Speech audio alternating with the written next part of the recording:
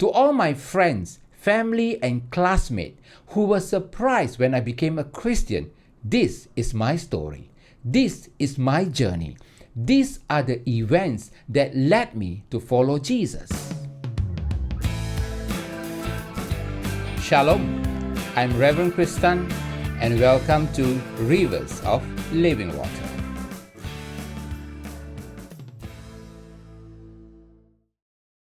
When I was in Form 3, my grandpa passed away. Our relationship had been strained for several years before he died. Although he loved me and was proud of me, his unpredictable anger and outbursts of violence make it hard for me to connect with him. We were poor. My grandpa had to work 3 jobs just to put food on the table. One of those jobs was running a small bicycle repair shop. One day, as he was repairing a punctured bicycle tube, his failing eyesight made it difficult for him to locate the fairly large puncture. I could see he was getting flustered, so I stood next to him to help. When I pointed out the punctured hole, he erupted in anger and smacked me on my back. That was it. I had enough. I told him off and walked away from him for good. My grandma would later say to people that I never learned to repair bicycle because of that incident. Since then, I must have driven him nuts. I vividly remember him complaining to my grandma in frustration, saying, "Chi kia la, kek si gua." Cantonese said, "Kek sei ngo." Translation, "Raise this child. This child drives me nuts." My grandpa's temper had also estranged him from his own children. You see, my grandpa adopted me when I was 4 days old. By then, at 60 years old, his temper had mellowed somewhat. But for my uncles and aunts, they bore the brunt of his violent outbursts. When they left home, each chose to stay away from him. In my interactions and conversations with them, I could sense the depth of their emotional wounds and the lasting pain of their physical scars. During his final days in the hospital, some of my uncles and aunts treated him with cruelty and contempt. Yet at his funeral, everything changed. Suddenly, there was a public display of extravagant filial piety that stood in stark contrast to how he had been treated in private. To my 15-year-old self, this was shocking, such blatant hypocrisy. I was also deeply troubled by the Chinese funeral rites. The chanting and elaborate ceremonies felt performative and insincere. The offerings of food and roasted meats seems absurd. He was gone. How could he possibly partake in them now? Wouldn't it have been more meaningful to offer these to him while he was alive?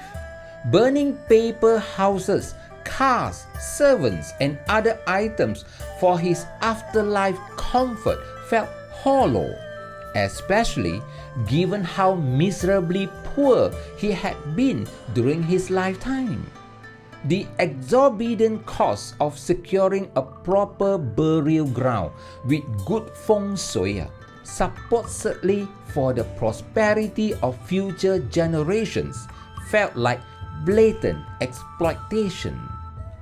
This sense of being manipulated during a time of loss, confusion, and fear was deeply unsettling. I was troubled, I was confused, I was disillusioned, I was having a faith crisis.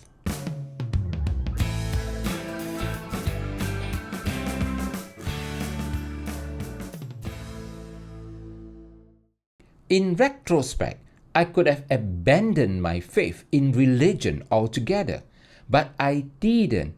Why? Because I could not deny my childhood experiences with spirits and my encounter with the Creator God. They were real, at least they were real to me. What I'm about to share might surprise you, as it did to me. Instead of abandoning my faith or letting it die, my faith crisis transcended my faith. Let me explain. In religion, idols and rituals are the means to connect with the gods and spirits. Idols represent the gods, and through rituals, we engage and communicate with them. But because I was disillusioned with religious rituals, I bypassed them altogether and connect directly with the Creator God Himself. In other words, my crisis transcended my faith from rituals to relationships, from religious ceremonies to a personal connection with the Creator God. This personal and transcendent dimension of my faith would later play a life-saving role in the next chapter of my story. Pangkor, 1981. When I was in Form 4, I joined a Boy Scout camping trip to Pulau Pangkor, Perak. On the first day, we set up our tent at Pasir Bogak Beach.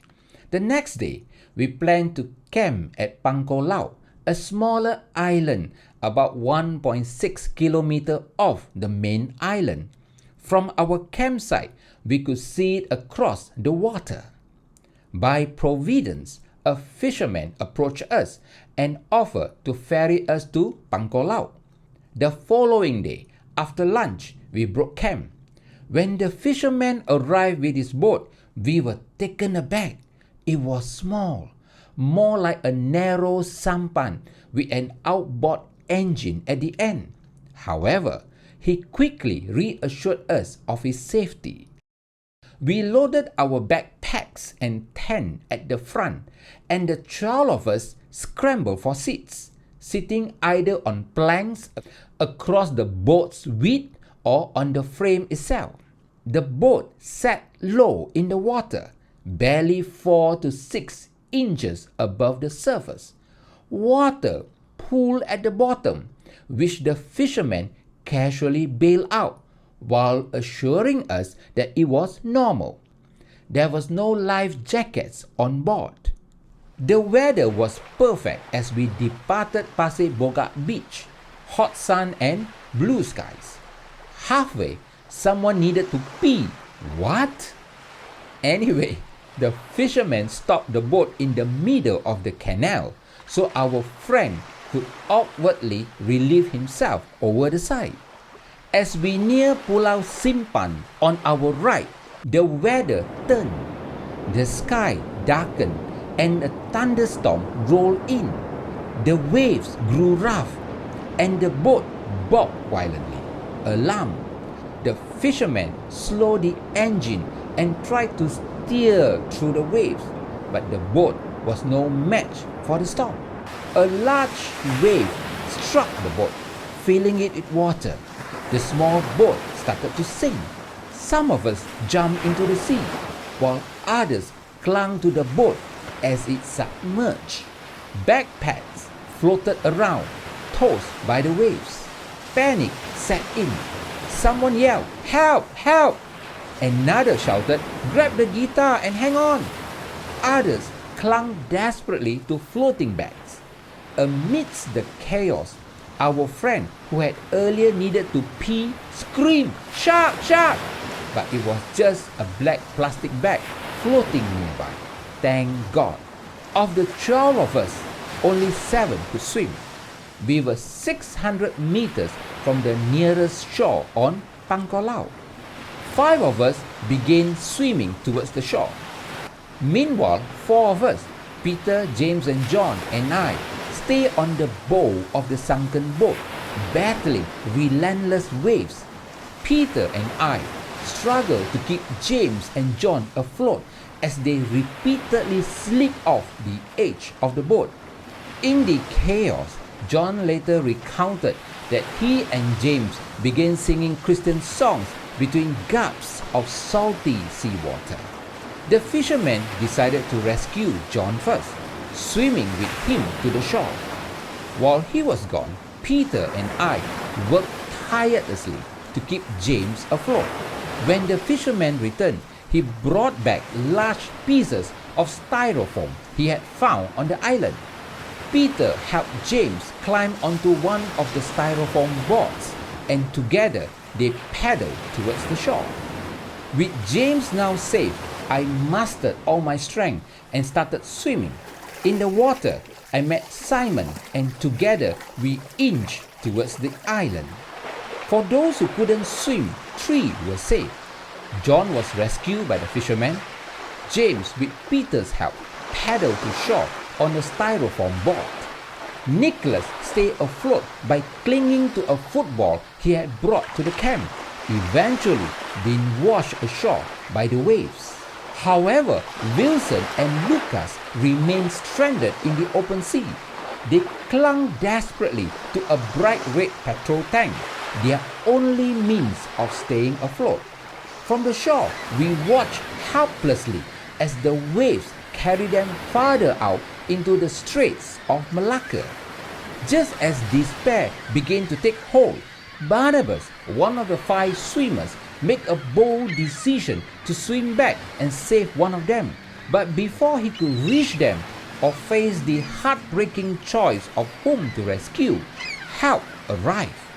2 canoes from a nearby village appeared, their paddlers bringing life jackets to our struggling friends. Moments later, a fishing boat arrived and rescued Wilson and Lucas. All 12 of us were safe. Was it a miracle? What do you think? My first prayers. As these events were unfolding, I did something for the first time in my life. I pray. In the midst of all the chaos, I cry out to the somebody up there who is watching over me, not once but twice. My first prayer came while I was swimming. Over and over, I pleaded, God, give me the strength to swim. The second prayer came after I reached the shore. Watching my friends being swept farther into the open sea, I cried out again, God, please give my friends another chance to live. I shouted this prayer repeatedly as I ran along the coral shore, stumbling and falling in my desperate attempt to keep pace with their drift. As I was running and praying, I saw the 2 canoes racing towards them. Thank God. What do you think? Was it someone up there who is watching over me who saved us? The aftermath. In the aftermath of the ordeal, one overwhelming thought haunted us all. What if one of us had died? How would we face his family? How could we explain this tragedy to his mother? We were only 16 years old. What could we possibly say? And on a more personal level, how would we live with ourselves? Would we carry the guilt and scars for the rest of our lives? From the depths of my heart, I'm thankful to the somebody up there who is watching over me for sparing us from these what ifs. He spared us from the anguish, grief, guilt, and shame of losing a friend or 2 that day. The Creator God revealed.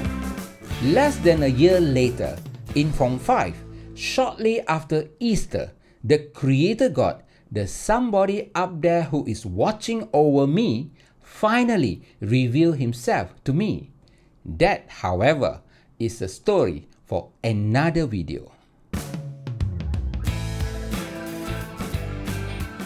To all my friends, family, and classmates who were surprised when I became a Christian. This is my story. This is my journey. These are the events that led me to follow Jesus. We need stories. We need stories to understand ourselves. But not everyone tells their story. Why?